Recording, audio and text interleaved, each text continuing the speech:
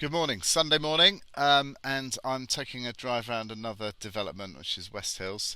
These houses are not that old; they've all been built recently. There's a few already coming back on the market, so I thought we'd drive around and see the extent of the development that's gone on in this housing boom that we've had.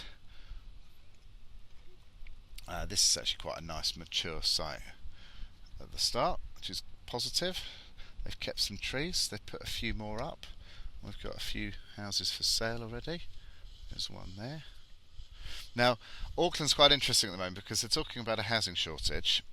They've got around, there's another one for sale, not been there very long by the looks of it. Um, they're talking about housing shortage, and we have over 13,500 houses for sale. Now, at the current rate of sales taking place in Auckland, that's actually stock for 6 months. If not another house comes onto the market, there is already stock on the market for 6 months worth of sales. So there's no shortage in terms of the availability of properties for sale. I want to explode that myth immediately. 6 months stock is quite a lot. Now, the other thing that I've researched this year is looking at Barfoot and Thompson data, because they're the most transparent, and they've been the most open about their data in terms of number of houses that they list every month, number of houses that they sell. And Barfoot and Thompson, so far this year, if you look at the total new listings and the number of houses that they've sold, suggests that, given where their current stock position is, that around 40% of what's being listed in Auckland this year is not selling. Now, that is normally a sign of price expectations not being met and people giving up and deciding to try something else. So again, we've got a fairly new home back on the market. So all these people, they're buying these plots, they're building these houses, and then they're not living in them for more than 10 minutes. Now, over there in the distance, hopefully you can see the Auckland skyline and the Sky Tower. So we're not too far away, we're 20 k's away, and we're in lovely open countryside. We've got some more stuff being built up here, building sites. Just going to drive around the corner here. Got somebody driving very quickly at my bottom. But he needs to slow down because I'm doing the legal limit and he's not. So I'm going here.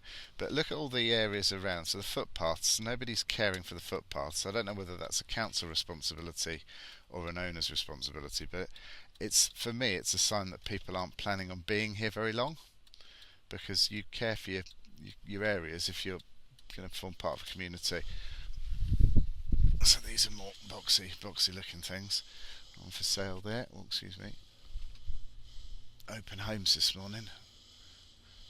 These look like some of the ones that we saw on the other side, so that one's not finished. Big giveaway again. Toilet on the driveway means I'm not done yet. People are still having to poop outside.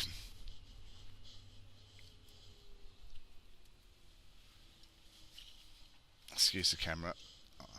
I will have a driver shortly. Got to get him out of bed though.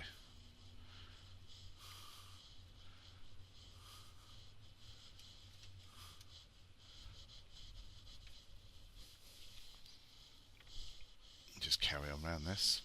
Okay, so I've just done a little loop of that bit. I've been down here already, but we'll go right this time. So lots of open fields.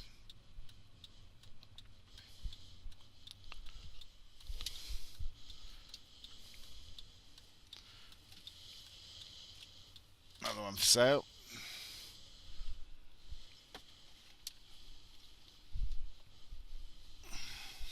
Just drive up here? Why not?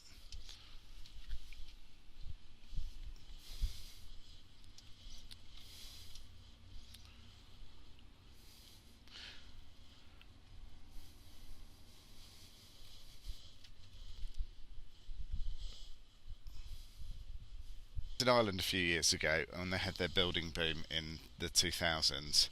What happened was a lot of people came over to Ireland to work on the building sites, and they initially the developers loved it. They had the labour. They were able to get these houses built on the cheap because lots of people came and moved into Ireland to build these houses, and then they sold the first ones off, and the people that moved in and rented them were actually the builders who were carrying on doing the other building. There's more. This is great. So we build a little pylon there, right next to your plot. Lovely. So yeah, so the builders came over and they rented the early houses that were sold to the investors. The investors thought, brilliant, I got a tenant straight away, and so they then bought more. But the trouble was that the people that were building them they were quite happy. They were already housed, and they were also quite happy earning money while the building was going on. But the next load of houses, they tended to struggle to find tenants, and as a result, what happened was the building stopped. And then when the building stopped, the tenants didn't have any jobs, so they left. So that left the early people who'd bought these houses and built and developed with no tenants. So all of a sudden there was whole swathes of countryside with empty housing estates. I'm not saying that's going to happen here. Who knows? Okay, New Zealand. Right, just going to have a little drive around here where I'm up at West Hill still. Now, when you have a housing boom and a building boom and a credit boom, which is what we've had, what you find is that you get a lot of construction in the commercial sector as well. People building big units for businesses around where all these new houses have been built. So that's what we've got going on up here. Empty sites. There's a lot of stuff. Lot of stuff being built. I'm just going to slow down. These haven't yet got tenants. We've got some 105 metre square. That's not a lot. It's office space, but you've got quite a lot of construction going on in the building sector for commercial units as well. Now, when you look at the breakdown of lending in New Zealand, 58% of lending is to households. Excuse me. 58% of lending is to households, and of the other 42%, a third of that is to companies directly associated with the construction industry and the property industry. So a third of 42 add to 58 gives you pretty much 60 odd percent of, sorry, gives you pretty much 70% of lending is all going to the property industry in one way, shape or form, or the housing industry. That's quite a heavy exposure for the banks. Sunday morning, they've got the boys out on the roof sorting it out. Wonder if it's part of a school. Good if it is. Doesn't look like it though. It looks more like it might be accommodation of sorts. We'll see. Okay, back at Hobsonville Point because I wanted to revisit it. Some of the footage I got yesterday wasn't the best, so I'm going to try again. This is recent development, lots of apartments and flats, lots of empty land still to be developed. You can see we've got flats that have been built with fairly limited parking. My concern would be when the other side of the road is completed. Where did all those cars go? Because we're already busy now. Just going to move this round. There you go. So that's the other side of the road. We've got one side of the road, and at the moment there's already a shortage of places to park your car.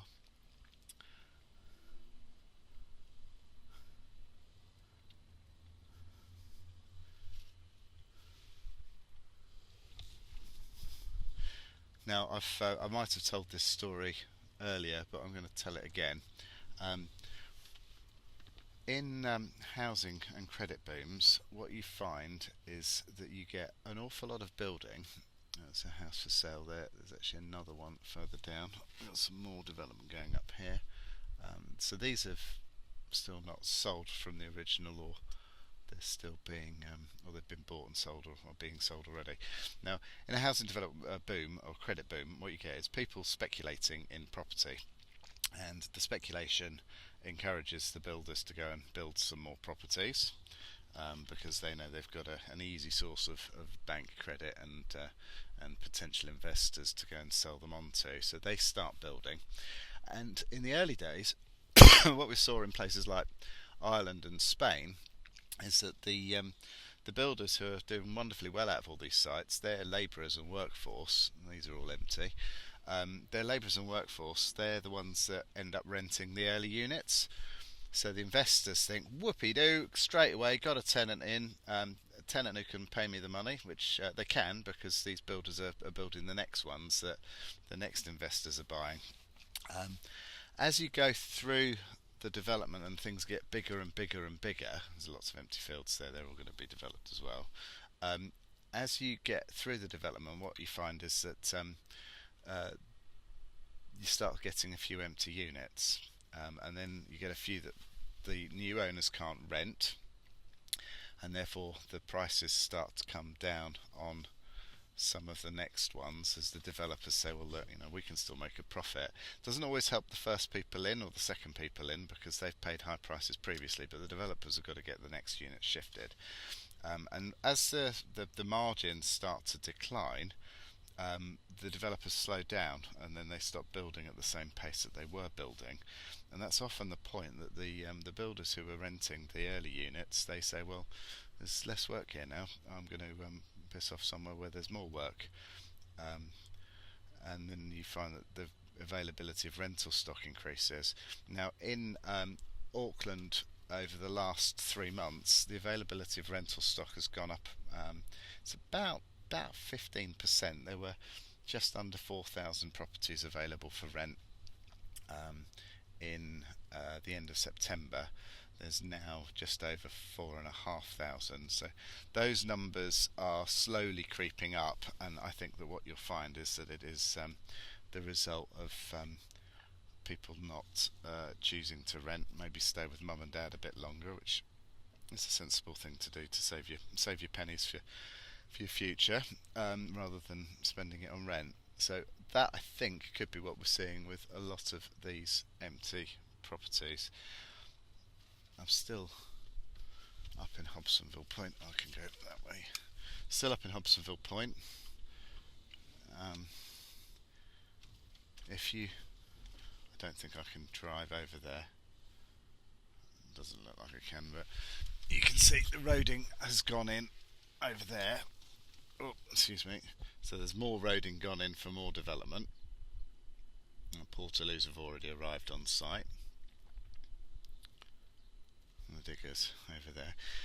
But they've got so many up here to sell that I think that it's going to take them a wee while before they start building too many more houses. Don't want to flood the market.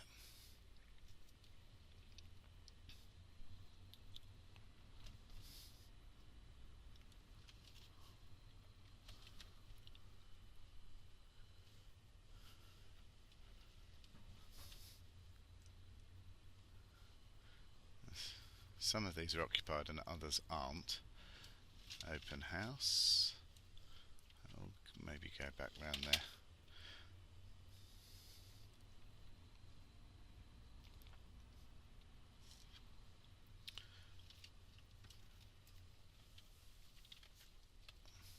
Okay, hi Martin. Right, I'm still driving around Hobsonville Point. I've just been to see an open home for a 2-bedroom property. Which is basically, it's an end of terrace, tiny little garden, maybe 5 metre rear garden, and the owners are moving over to Brisbane. Apparently they're expecting a baby, which is very nice for them. So there might be another buyer for Brisbane. Good on you. Except I don't think they've got a chance in hell of selling their 2-bedroom for 729,000. The reason I say that is that it doesn't stack up. You can only rent it out for 520 a week, and anyone who wants to do the maths, that leaves you a significant shortfall on actually making any money out of it as an investment. So yeah, good luck to them. Mind you, I have to say the general understanding of mathematics in Australia has been fairly poor, so they might find somebody, I don't know. But anyway, we'll keep driving around for a little bit, because there are lots to see.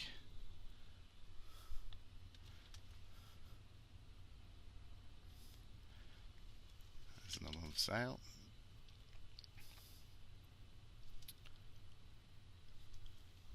I found it quite scary when you look at what people have been paying for some of these houses. But yeah, the owners of that one, they've only been there for 2 years, so they're already moving on. Which, I suppose if you're having a baby, you're going to do that, aren't you?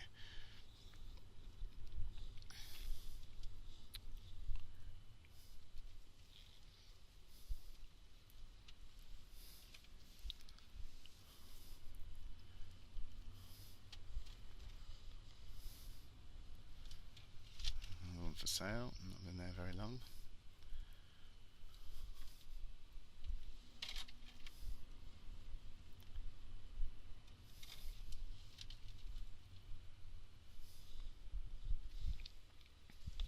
Right, where do I go from here? Not sure if I'm heading in the right direction, but it's very easy to get lost because it all seems so similar.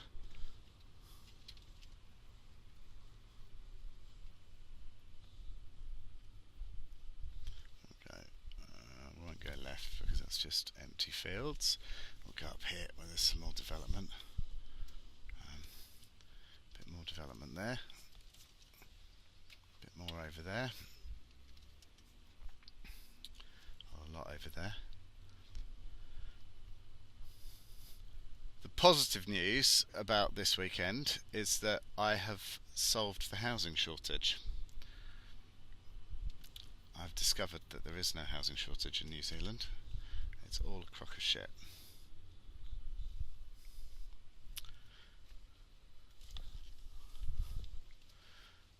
And the only people who perpetuate that there's a housing shortage would be those that have either a lot of money invested in all of this building, or are paid by the people who have invested all the money in this building. That might be the banks.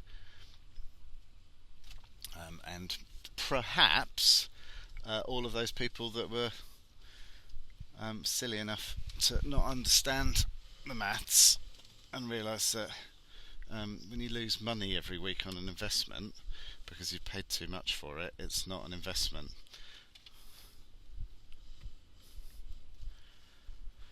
So we've got the removal of ring fencing of losses, or negative gearing, has had its first reading in the House last week. If it gets through, my guess is that there will be an awful lot of landlords up here who will be starting to find things uncomfortable. So I hope they've made alternative arrangements for funding the shortfall. If they haven't, first-time buyers could be having a field day.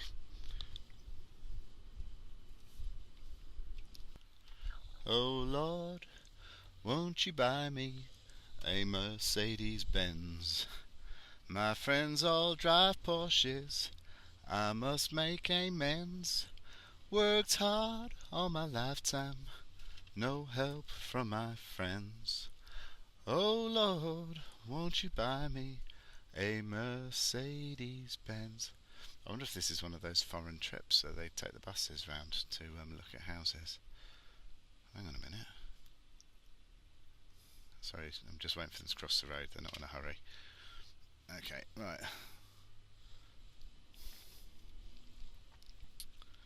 Please come and buy me. I've got to stop in that stupid Scottish voice on it. It's not even a good accent. No, not even well done.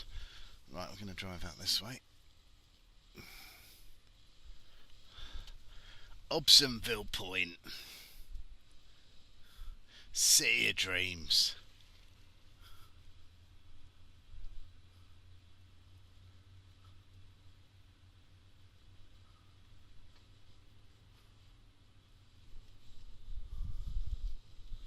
Can I go down there? I'm going to try. So those are all for sale. And we've got some more land. More land. We've got a shortage of land apparently. Don't let anybody tell you that, guys. It's bullshit.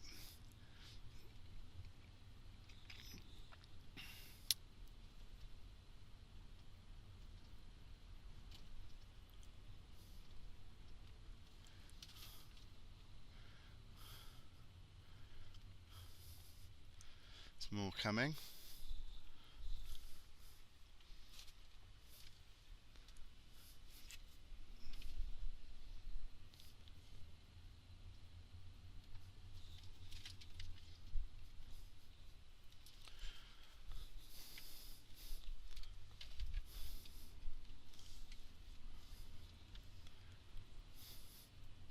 Bringing dreams to life.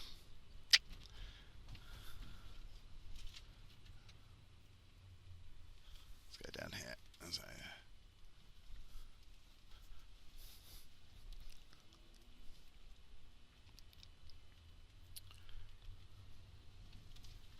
There's a few people living in these, but not very many. So if you look over the other side of the road, you've got some more under construction, and then over here we've got 1, 2, 3 little piggies all in a row.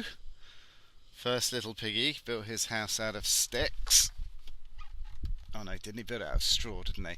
That didn't last very long because it got blown over. And the second little piggy, he built it out of sticks, and the wolf blew that one down and he got eaten up too. And the third little piggy made his house out of bricks. I think he's okay. I think he managed to survive the housing crash. But the other two, I'm not sure what happened to them. Right, so still Hobsonville Point. Little sign. I'm going to ignore it. Sunday morning, there's no one around. This looks like a bit more going on.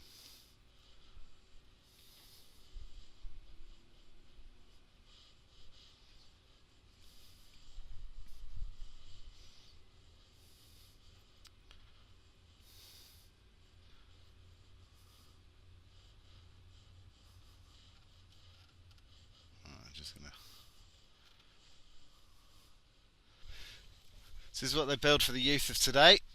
It's a shame, isn't it? Mum and Dad got a nice big detached house with a quarter-acre block when they came over in the 70s. Not my mum and dad, obviously, but everyone else's mum and dad did. And now we cram people onto tiny little shoeboxes. A builder working hard on a Sunday. Couple for sale there.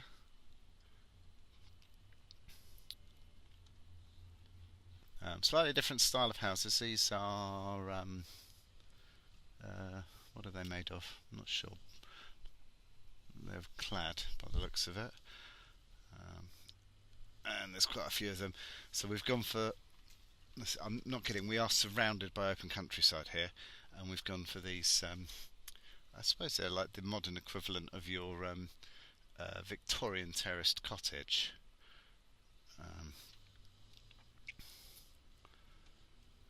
Quite narrow, and the parking, there are parking bays at the back, but the parking's mostly on the road.